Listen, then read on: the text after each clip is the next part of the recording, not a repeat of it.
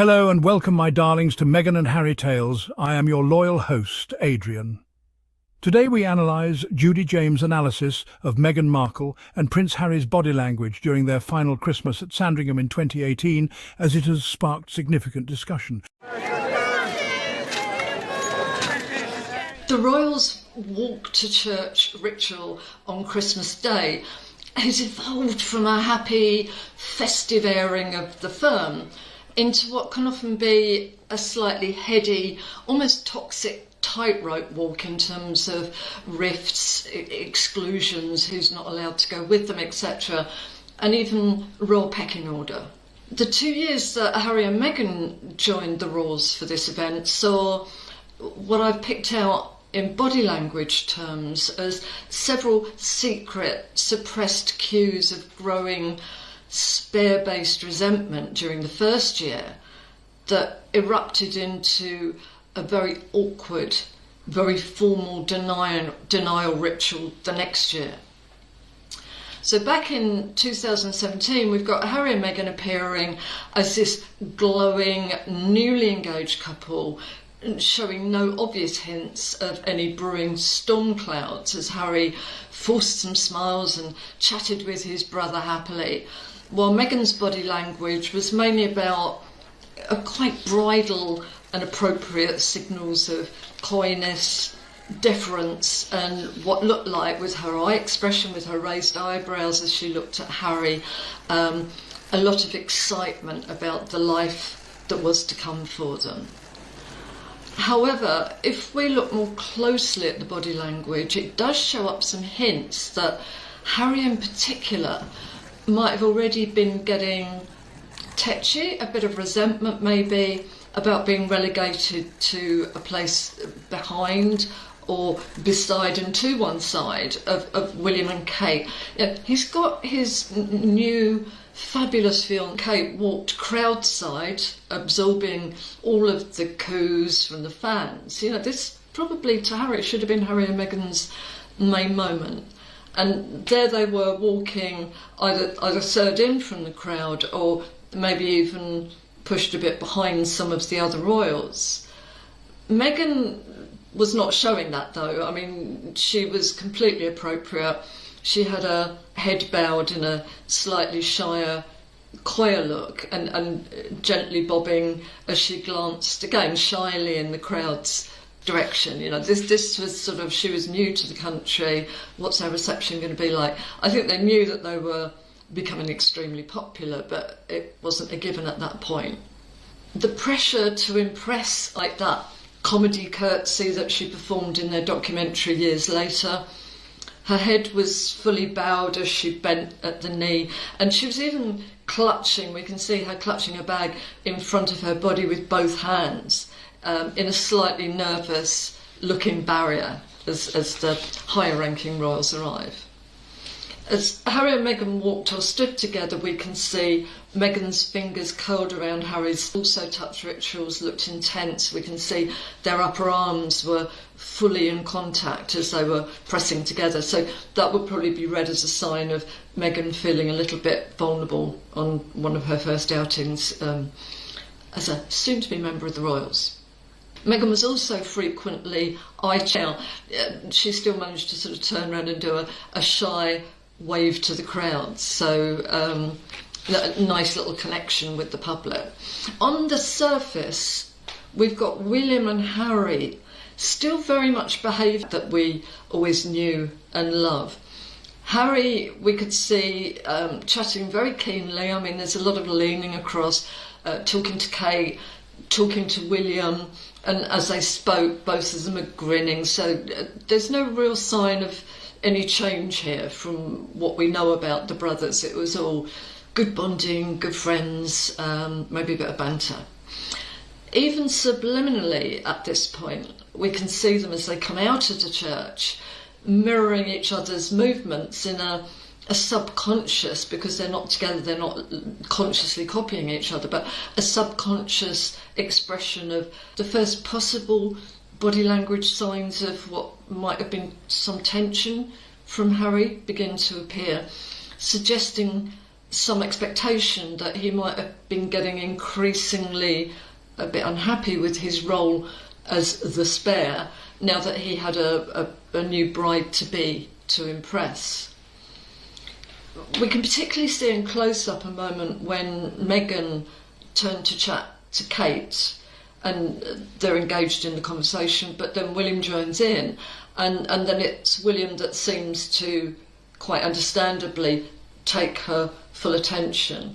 Now, Harry, meanwhile, is enthusiastically chatting William, and again, you know, was this a point that might have reminded Harry of his spare tag? Harry, during this outing, did look like a man in love, though, for a lot of the time.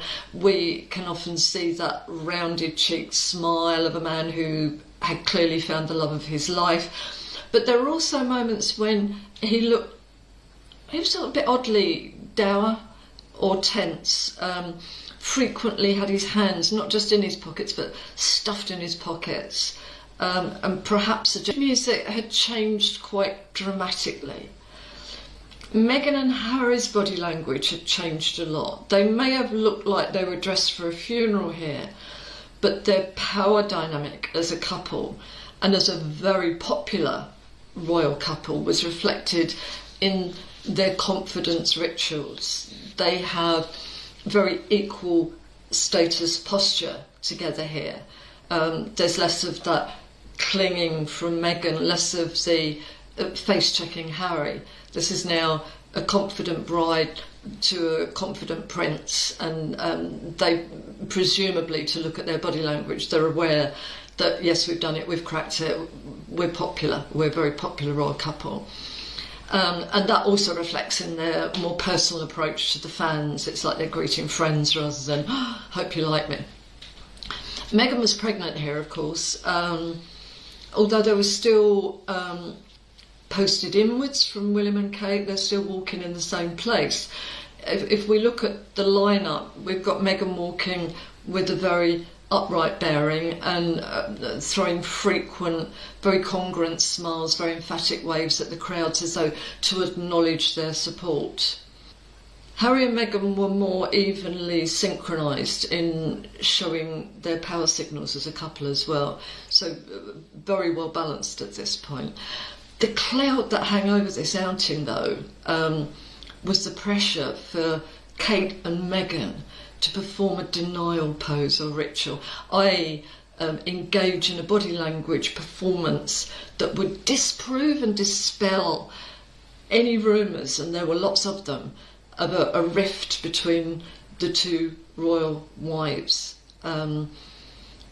This is sort of something the royals don't do very much. I remember when Diana and Charles were married and their marriage was breaking down, I remember there was some huge, well, I won't use the word effort, but they were told to play together nicely and look as though, no, this is not true, we're happy together. And that was very painful to watch because it was clear from their body language that they weren't. This is the first time I remember anything like that since then. Meghan's bouncier, more assertive and upbeat body language here, though, did sort of suggest that the onus was going to be much more on Kate to take the lead in this denial ritual than Meghan herself. Meghan, we can see, had now perfected the royal smile, and although she kept her hand looped in Harry's arm, no longer any need for her to stay attached with the torsos, and as I said, that slightly vulnerable look that we'd seen the year before. The lineup that we saw was suggesting that the Sussexes were now seeing themselves as power equals to William and Kate, with matching confidence signals, and no one banished to the back row. Nobody puts baby in the corner here. It was Kate then who moved across to Meghan to perform that smiling chat for the cameras. Meghan, though, retained her hold on Harry's arm, and she kind of leant her head as though prepared to listen to what was being said, and she obviously smiled.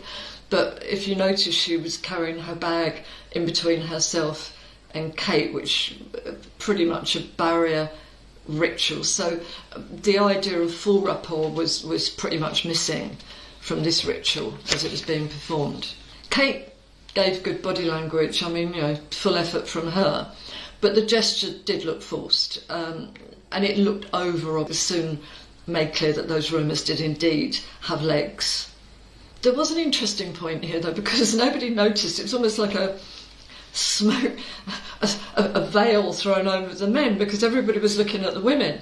And while they were busy posting this public denial, so many fans missed out on the lack of any agreeableness or bonding signals between William and Harry. The impression that was given was like, oh look, we're close brothers, these women have fallen out, it's up to them to make it up, it's nothing to do with us, we're blokes. But in actual fact, as we know now, and as the subtler signals, well actually they weren't so subtle, were showing us back then, they were the ones that probably had the real traumatic rift going on.